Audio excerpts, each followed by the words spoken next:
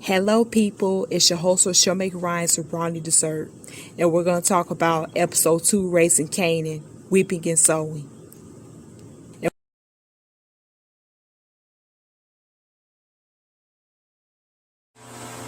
Okay, let's get to it. Brownie Dessert Talk. 2 episodes and 2 bodies. Wow, that's very interesting. This show is good already. It's only the second episode. That's why it already been renewed for a second season. But anyway, okay. Davina Harris's boyfriend, Buck 20, is dead.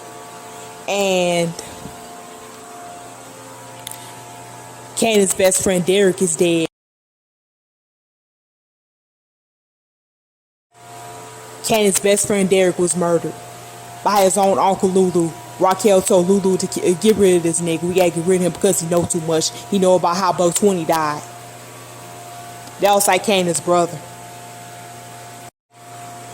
Rock is one cold-hearted bitch. To be honest, Raquel is worse than both Monet and Tasha put together. Tasha Monet ain't got shit on Raquel Thomas. They ain't got shit on her. She done told her brother, Kanan's uncle, Lulu, to murder Derek, his best friend. That was like his brother and that was like his buddy, for real. So he set him up real good. He took him to a party. He had, said, well, you can screw this woman. You can have this fine thing right here. You can screw her real quick and we can go party. We can get you drunk. We can get you high. And Derek was like, I thought Kanan was coming. I thought Kanan was coming. Lulu was like, Kanan ain't coming. Yeah, because he set your ass up. Man, Raquel. Man, Lulu. Why would you do that to Kanan for real? He can't have no friends. That's why I said Raquel embedded that in him. She embedded that in him. You can't expect Kanan to have no better life than you killing his friends and stuff. I mean, come on. I mean, what kind of person are you, Raquel? Man, you cold. You went over Tasha Monet. For real. You won the best prize of the Power Universe Bad Bitch Award. For real. I mean, you got the fashion, 1980s, 1990s, everything. Yup. Tasha Monet ain't got nothing on rock. But let's talk about Davina Harrison fighting this girl in a school hallway near the lockers. She was beating this girl Tiffany ass over Buck 20. She didn't know that Buck 20 was fucking this girl and fucking her at the same time. So really, Kanan was the right choice.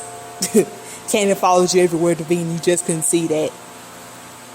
That's why you always had feelings for Kanan. I mean, like, Davina got them hands. She the right one for Kanan. She got them hands, and that bitch know how to fight. Just because she got a pretty face and don't underestimate her. She busted that girl, so she knocked all her teeth out. She was bleeding. Yep, she showed the right one for Kanan. Yup, she showed the right one for Kanan. Just like Raquel.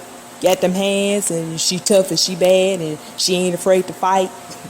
And after she ain't got done beating this girl ass, and after she done busted her mouth and knocked all her teeth out, and that girl had blood gushing out her mouth, her mama came up to school, Patricia. And Miss Patricia was like, Davina, you think I don't have a life too? I gotta come up to the school because you're always getting into some bullshit and you fighting and stuff? Come on. And Kanan was sitting in the principal's office with her. You know, they were talking and they were flirting, and the principal was like, okay, Patricia, we could come into my office and talk about it. And she was like, Kanan, don't you have class? Don't you have somewhere you need to be? Yeah, but Davina Harrison was in big trouble. Yeah, thank God she didn't go to jail. But let's get to Kanan.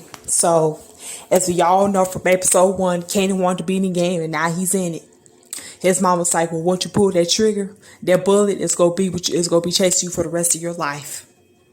And she was right. So he ain't in the streets yet.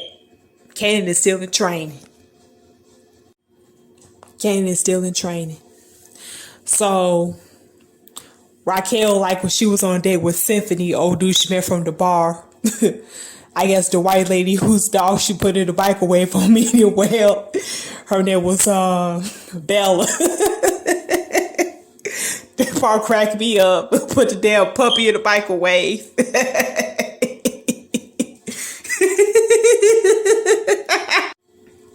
Yeah, but she had Kanan waiting inside in an apartment, and he had to go there every day after school, and he had to do his homework.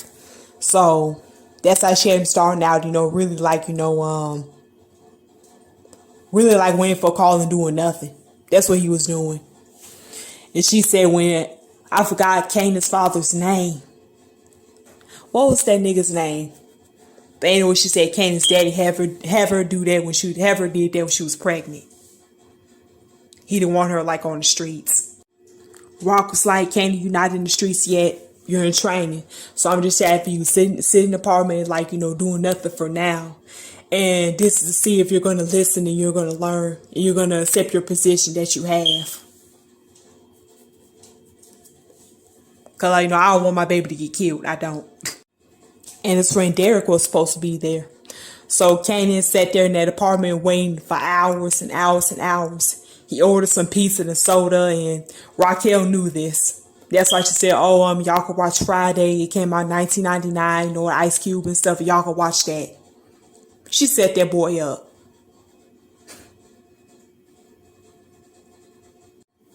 So Kanan continued waiting, and then he called Derek's mama, and he said, is Derek there? He said, his mom said, no, Derek left. He was at the party with Lulu at the bar and at the club. And Marvin, he had thing for that white girl, whose dog had put in the oven, like by Raquel. I don't know that white bitch name, but anyway. Marvin got a thing for her, he got a crush on her. So Lulu got a crush on Kanan's best friend's older sister. I know that she grown now because on a Power Rasing Kanan Power Book 3 Facebook group, everybody say she grown, so I believe she's grown. Okay. So there was some people in line, and Marvin was being her security guard while she had an event planned, and somebody else was supposed to show up, but they couldn't make it, so Marvin was there. And so he ain't got to with some people, I guess from Nick's group, and Marvin got into the big ass fight. He was knocking people out, and the police came and they broke the fight up, and Marvin could fight. Marvin got them hands too. That runs in the Thomas family blood. So Marvin ended up getting arrested. And white girl came out. And she was like, Marvin, I want you to go. He baby, I'll be back. I'm just going to jail because I fought all these people for you. So they will cause some ruckus and stuff and shit at your event. So Raquel, she was on the rooftop. On the balcony. Why would I say rooftop? I cannot tell. She was on the balcony with Symphony. That was on a little date because, what happened to Kanan and fucked her last. And Symphony, he's one intelligent guy.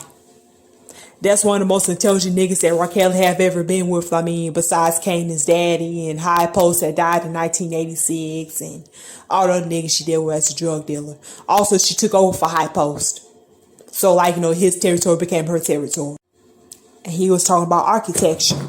And how buildings are made, and how the government to keep all the black folks out and build all this stuff for white people and all that stuff. And Symphony thought that Raquel was bored. She really she thought the conversation was very interesting.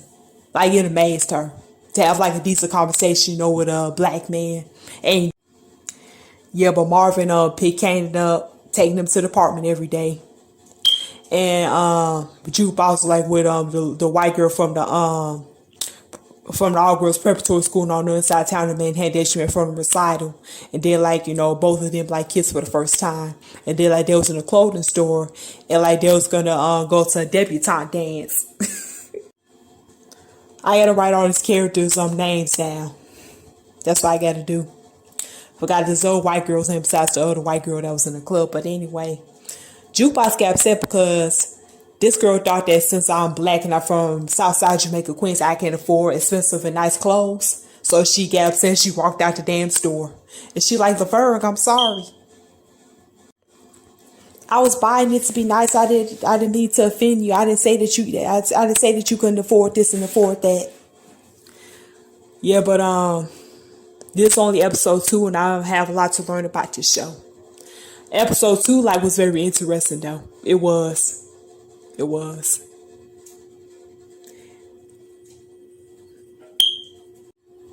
Detective Malcolm Howard, portrayed by Omar Epps. So he was riding in his car with rookie cop Detective Shannon Burke.